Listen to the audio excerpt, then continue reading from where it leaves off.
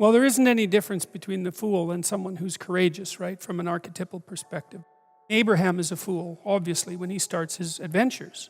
I mean, the story lays it out in that manner. He's far too old to be leaving home, for example. He's a late bloomer, and then he has a lot of catastrophic adventures along the way. And certainly you could imagine that had you encountered him when he first encountered the famine in the land of strangers, when he first went out, the idea that he had followed his misguided intuitions would have been self-evident. But in the Abrahamic stories, there is this call to get out and do.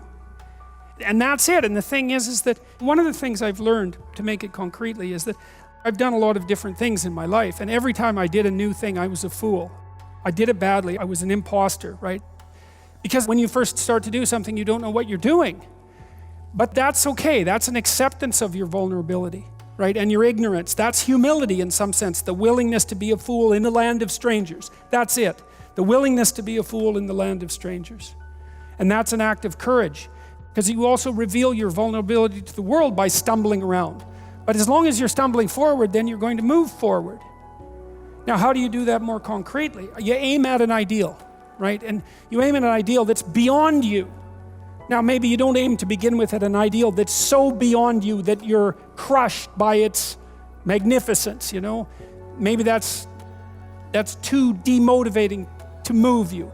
But you could at least conceptualize yourself as the you that you are with fewer of the faults that you know of.